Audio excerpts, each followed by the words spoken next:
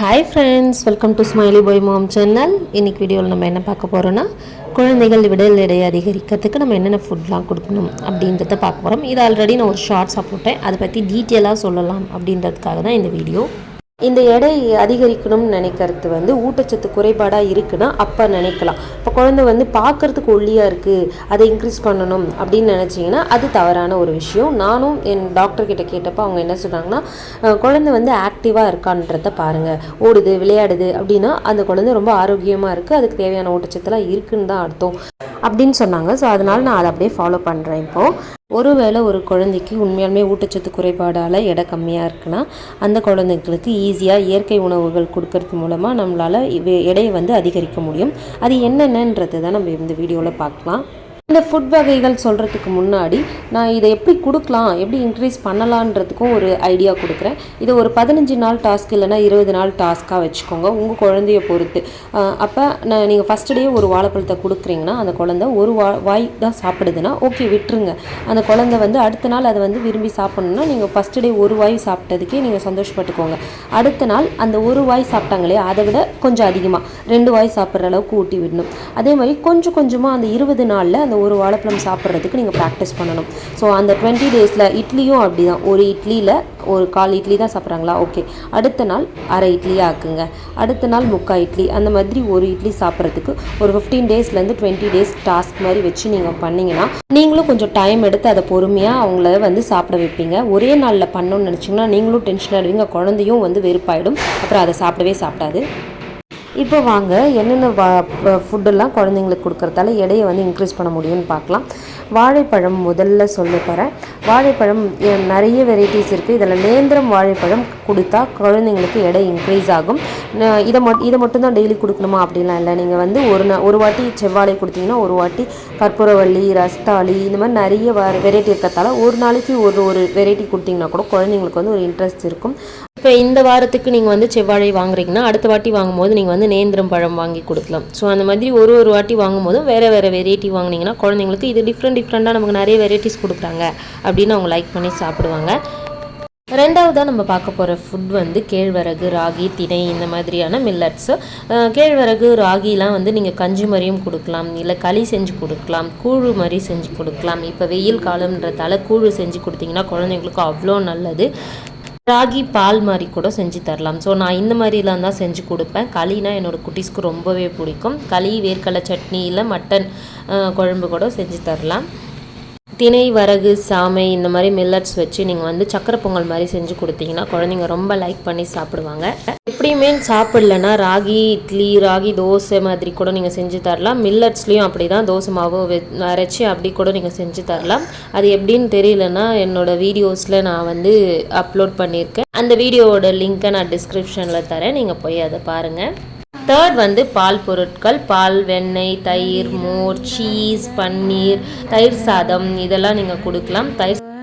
So பால் பொருட்கள் கொடுக்கறதால calcium, புரதம் இதெல்லாம் அதிகமாக பசங்களுக்கு கிடைக்கும்.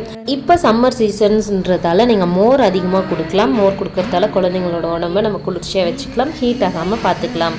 அடுத்து 4வதாக நான் சொல்ல போகிற பொருள் கீ, நெய். நீங்கள் வீட்டிலையே பசும்பால் காய்ச்சி அந்த ஏடு எடுத்து தயிரோடு சேர்த்து வச்சு நம்ம அதை சிலுப்பி நம்ம நெய் மாதிரி எடுக்கலாம். இல்லைனா ஒரிஜினல் நெய் எங்கே கிடைக்கிது, சுத்தமான நெய்ன்னு பார்த்து அதை வாங்கி வச்சு அதை கொடுத்தீங்கன்னா குழந்தைங்களுக்கு நல்ல வெயிட் இன்க்ரீஸ் ஆகும். இதை நான் எப்படி தருவேன்னா, பருப்பு சாதம், கிச்சடி, பொங்கல், களி, இல்லை உப்புமா செஞ்சாலும் அதில் எல்லாத்துலேயுமே நெய் கலந்து தான் பசங்களுக்கு கொடுப்பேன். தோசை, சப்பாத்தி இதெல்லாம் செய்கிறேன்னா அப்போ பட்டர் கொஞ்சம் யூஸ் பண்ணிப்பேன். அது குழந்தைங்க ரொம்ப விருப்பப்பட்டும் சாப்பிடுவாங்க. ஸோ வெயிட் கெயினும் ஈஸியாக நடந்துடும். 5வது சக்கரவள்ளி கிழங்கு. சக்கரவள்ளி கிழங்கு ரொம்ப நல்லது குழந்தைங்களுக்கு. நான் இது எப்படி கொடுப்பேன்னா, அவனுக்கு ஸ்நாக்ஸாக நான் கொடுத்து அனுப்பிச்சிடுவேன். இட்லி குண்டான்லேயே வச்சு வேக வச்சு கொடுத்து அனுப்பிச்சிடுவேன். என்னோட 21 days சேலஞ்சில் இதை நான் காமிச்சிருக்கேன். உருளைக்கிழங்கு கூட இந்த உடல் எடையை அதிகரிக்க உதவி பண்ணுது. ஸோ இந்த கிழங்கு வகையில் வைட்டமின் ஏ, சி, பி இந்த மாதிரி உடல் எடையை ஆரோக்கியமான முறையில் அதிகரிக்க உதவக்கூடிய பொருட்கள் இருக்கிறதால குழந்தைங்களுக்கு ஒரு ஆரோக்கியமான வெயிட் கெயின் ஆகும். அடுத்து 6th நான் சொல்ல போகிறது காய்கறிகள் மற்றும் பழங்கள். காய்கறிலையும் பழங்களையும் நிறைய சத்துக்கள் இருக்குதுன்னு தெரியும்.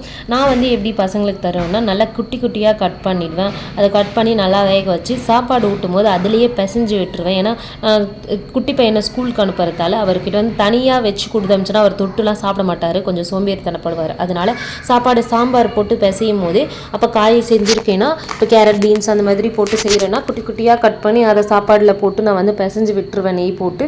அப்போ வந்து அவங்களுக்கு அந்த காயும் உள்ளே போயிடும். ஸோ ஈஸியாக சாப்பிட்ருவாங்க. பழம் பார்த்திங்கன்னா வந்து அவங்களுக்கு வந்து புளிப்பான பழம் வந்து என்னோடய குட்டி பையனுக்கு பிடிக்காது. மற்ற எல்லா பழமும் அவர் கொஞ்சம் சாப்பிடுவார். அப்படி பிடிக்காத பழத்தையும் பிடிச்ச பழத்தையும் நான் வந்து கலந்து சாலட் மாதிரி செஞ்சு கொடுப்பேன். அப்புறம் அதில் கொஞ்சம் தேன் விட்டு கொடுத்தேன்னா அவர் வந்து சாப்பிட்ருவார். எல்லா பழத்தையும் வந்து மிக்ஸ் பண்ணி தேனும் பெப்பரும் கொஞ்சம் போட்டு தருவேன். அது அப்படி இல்லைன்னா ஸ்டிக்கில் வந்து கெபாப் மாதிரி குத்தி அவங்களே குத்த சொல்லுவேன். நான் ஃப்ரூட்ஸ் எடுத்து நீங்களே குத்துங்க அப்படின்னு சொல்லி அவங்களே அதை வந்து குத்தி அதை ரெடி பண்ணி செய்யும் போது நீ தானே செஞ்ச சாப்பிட்ணும் அப்படின்னு சொன்னால் அவங்க வந்து சாப்பிடுவாங்க.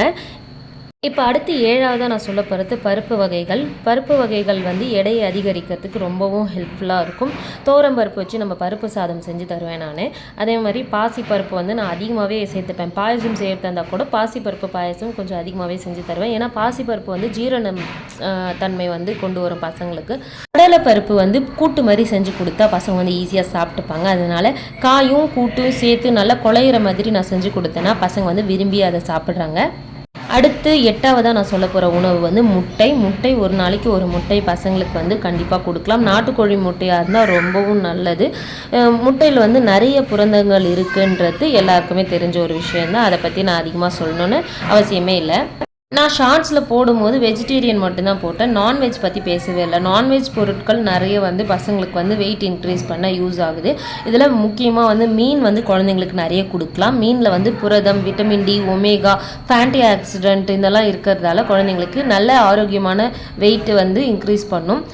மூளை வளர்ச்சிக்கும் நிறைய உதவி செய்யுது மீன் சாப்பிட்றதால. அடுத்து ஆட்டு ஈரல் வந்து உடல் எடையை அதிகரிக்கிறதுக்கு நல்ல யூஸ் ஆகுது. நீங்கள் வந்து அந்த ஆட்டு ஈரலில் வந்து வெறும் வேக வச்சு எடுத்து பெப்பர் மட்டும் போட்டு கொடுத்தீங்கன்னா குழந்தைங்க வந்து லைக் பண்ணி சாப்பிடுவாங்க. காரம் போட்டால் குழந்தைங்க அந்தளவுக்கு சாப்பிட மாட்டாங்க.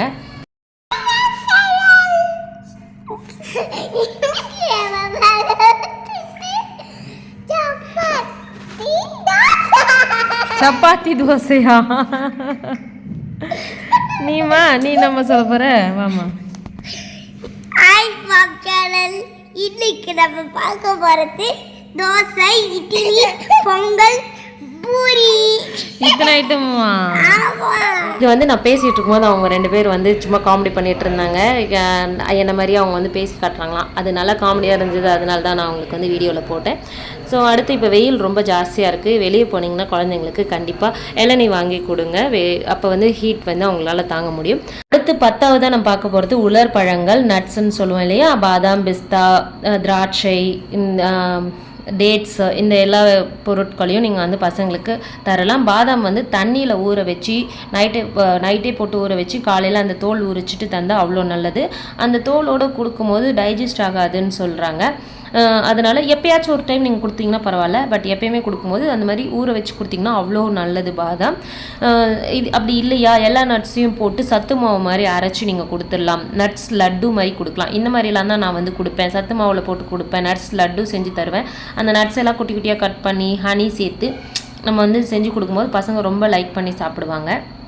இதுவும் குழந்தைங்களோட உடல் எடையை ஸ்லோவாக இன்க்ரீஸ் பண்ணுறதுக்கு ஹெல்ப் பண்ணும்.